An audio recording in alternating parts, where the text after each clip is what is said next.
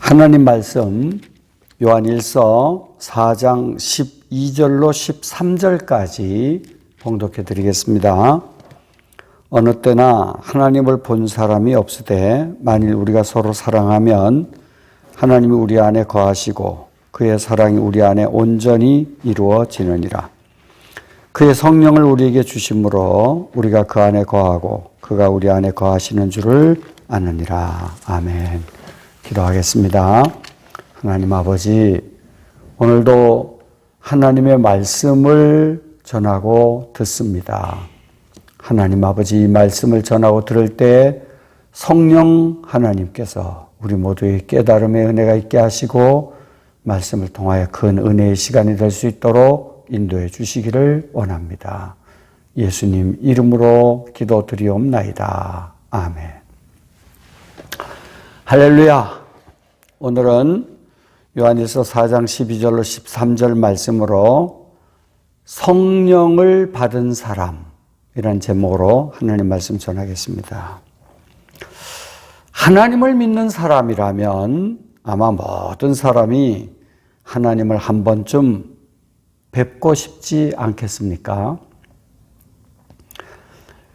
그러나 요한복음 4장 24절에 보면 하나님은 영이시니라고 했으니 우리 인간이 육안으로 하나님을 볼 수 없다는 것입니다.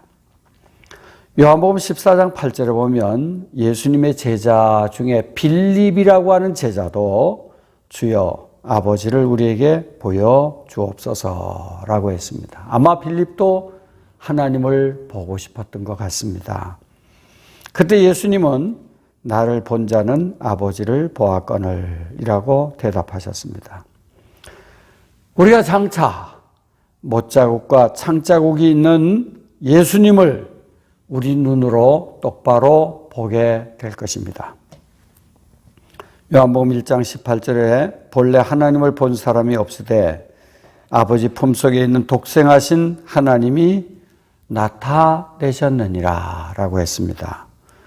요한복음 10장 30절에 우리 예수님께서는 나와 아버지는 하나이니라 라고 하셨습니다.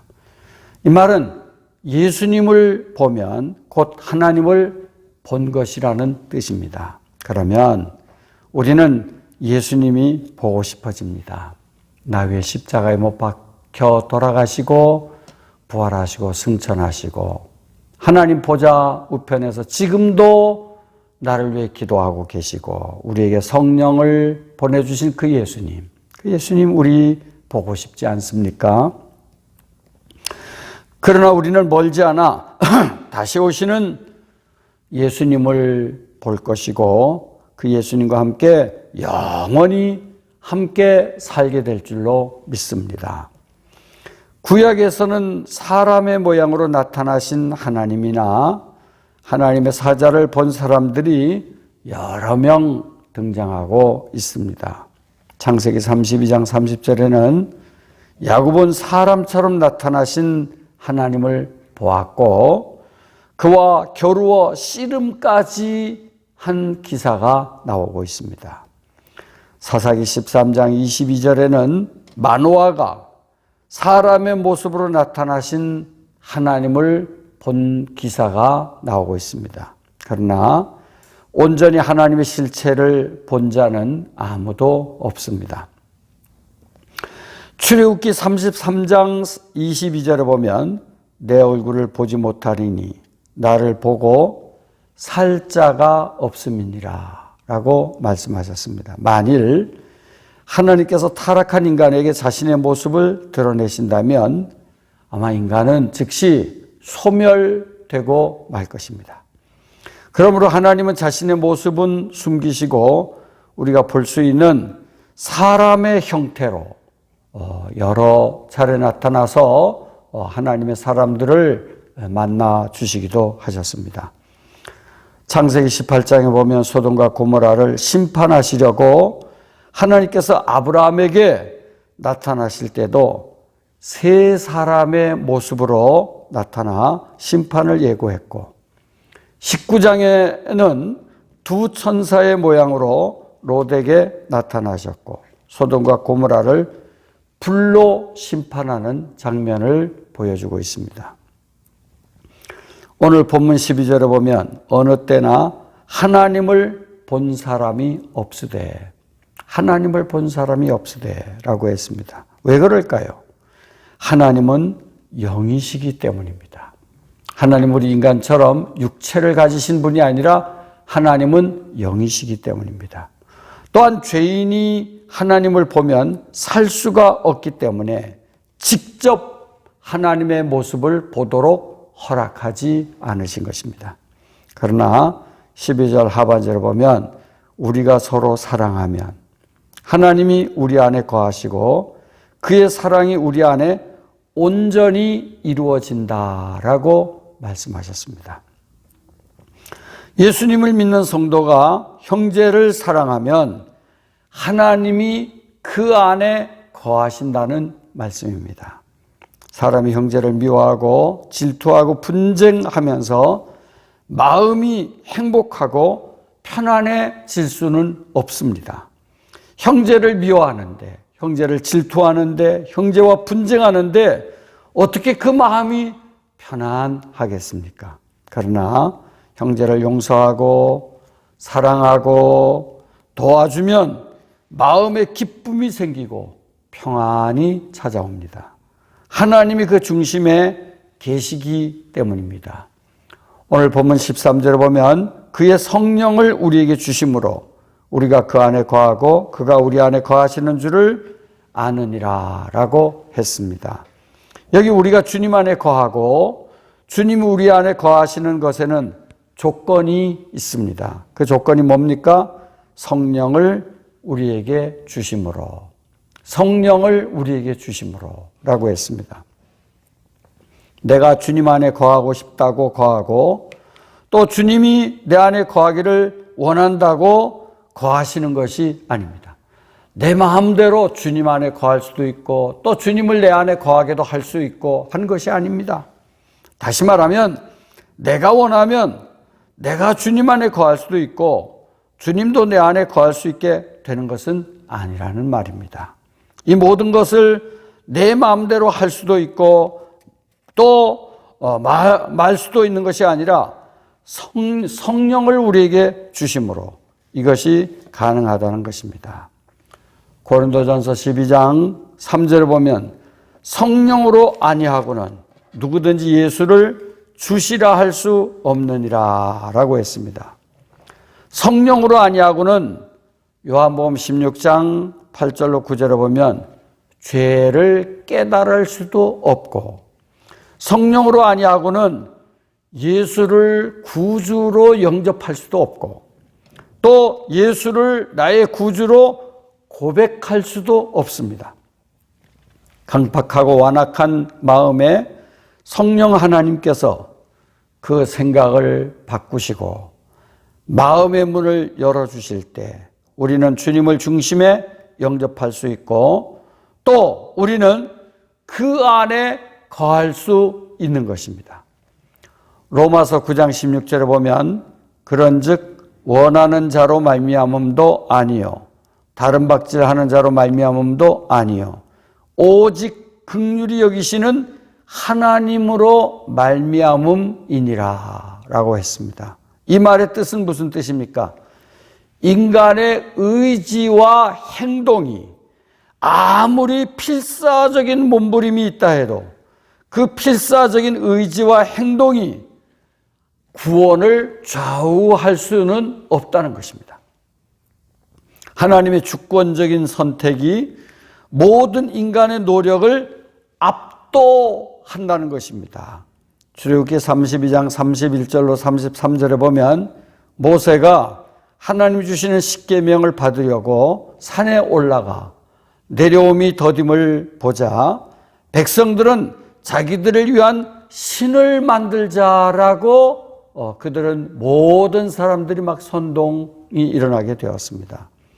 그래서 귀에 걸었던 금고리, 손에 걸었던 금고리, 이 모든 것들을 모든 백성들이 아론에게 가져왔고, 아론은 그것으로 송아지를 만들어 그것을 신이라 하고, 그 만든 송아지 앞에 그들은 춤추고 제물을 드리고 경배하며 이것이 우리를 애굽에서 인도한 신이다 라면서 그들은 하나님을 떠나 우상 숭배에 빠지게 되었습니다. 이때 소의 형상을 만들어서 우상이라고 했습니다.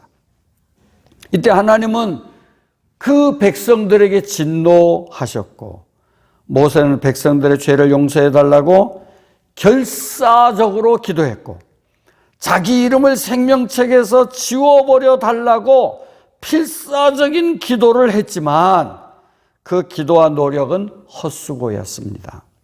하나님은 하나님을 떠나 우상을 만들어 경배한 백성을 치셨습니다. 그들을 진노하셨고, 모세가 필사적인 기도를 하였지만 하나님을 떠나 우상 숭배한 그 백성들을 하나님은 치셨다고 말하고 있습니다. 인간의 구원은 전적 하나님의 긍휼과 은혜에 의해 좌우된다는 사실을 우리는 성경을 통해서 확실하게 알 수가 있습니다. 창세기 27장에 보면 참 재미있는 사건이 나옵니다. 이삭이 야곱을 축복하는 장면. 이삭이 야곱을 축복하는 장면이 나옵니다. 야곱은 눈이 어두운 이삭을 속여 장자의 축복을 받습니다. 나중에 나타난 장자에서는 통곡하며 몸부림쳤지만 빼앗긴 장자의 복을 돌릴 수는 없었습니다. 이 사건은 어떻게 보면 사람의 작품, 야곱과 어머니의 그 합작품으로 볼 수 있지만 하나님의 계획 속에 이 사건이 이루어진 것을 우리는 볼 수가 있습니다. 말라기 1장 2절로 3절을 보면 하나님은 야곱을 사랑하셨고 에서는 미워하였으며 라고 말했습니다. 이와 같이 구원의 사건도 내가 노력해서 받을 수도 있고 내가 싫으면 버릴 수도 있고 하는 것이 아닙니다. 내가 원하면 구원도 받을 수 있고 내가 원치 않으면 구원도 버릴 수도 있는, 다시 말하면 내 마음대로 구원을 좌우할 수 있는 것이 아닙니다. 전적 하나님의 긍휼과 은혜로만 이루어지는 복입니다. 다시 본문 13절로 돌아가서 보면 그의 성령을 우리에게 주심으로 라는 말씀을 우리는 눈여겨보아야 합니다. 성령을 주셨기에 우리가 그 안에 거하고 그가 우리 안에 거하시게 된다는 말씀입니다. 내 속에 성령님이 계신 것은 나는 하나님의 선택받은 사람이라는 증거입니다. 또한 내 속에 성령님이 계신 것은 나는 구원받은 사람이라는 증거가 되는 것입니다. 사도행전 13장 48절에 이방인들이 듣고 기뻐하여 하나님의 말씀을 찬송하며 영생을 주시기로 작정된 자는 다 믿더라 라고 말했습니다. 얼마나 귀한 말씀입니까? 영생 주기로 작정된 자는 그 강팍한 마음을 성령님께서 부드러운 마음으로 변화시키셔서 예수님을 구주로 영접하게 하고 예수님을 구주로 고백하게 하고 또 주님의 말씀을 순종하며 살 수 있는 마음을 주신다는 것입니다. 그러므로 하나님이 영생 주시기로 작정된 사람은 성령을 주심으로 예수를 구주로 영접하여 마음의 문을 열어주시고 그 마음에 주님은 왕으로 오셔서 언제나 함께 하시고 그를 다스리시고 인도하시고 주관해 주신다는 것입니다. 그러므로 세상이 주는 것과 다른 기쁨과 평안을 누릴 수 있도록 하신다는 것입니다. 그러므로 구원받은 사람은 성령님께서 그에게 은혜를 주신 것을 기억하고 감사와 헌신과 복음 전파를 위해서 하나님을 기뻐하시는 일을 하기 위해 날마다 시간마다 힘쓰는 삶을 살아야 할 것입니다. 오늘 이 말씀대로 성령을 받은 사람, 얼마나 놀라운 축복입니까? 오늘 이 자리에 모이신 모든 주의 백성들도 성령을 받았기에 우리는 예수님을 구주로 영접하고 주님을 찬양하고 또 형제를 사랑하게 되는 것입니다. 성령을 우리에게 주신 우리 하나님을 찬양합니다. 늘 성령과 함께 믿음으로 승리하는 삶이 될 수 있기를 주님의 이름으로 축복합니다. 기도하겠습니다. 하나님 우리 아버지, 강팍한 우리의 마음, 타락한 우리의 마음, 완악한 우리의 마음을 우리 하나님께서 성령을 주심으로 예수를 구주로 영접하게 하셨고 주님을 섬길 수 있게 하셨고 형제를 사랑할 수 있는 마음을 가질 수 있도록 은혜 주신 하나님을 찬양하며 경배합니다. 하나님 아버지, 늘 주님의 은혜 기억하면서 감사와 찬양으로 주님께 영광 돌리는 복된 성도의 삶이 될 수 있도록 은혜를 베풀어 주시옵소서. 모든 영광은 하나님께만 돌려드립니다. 예수님 이름으로 기도드리옵나이다. 아멘.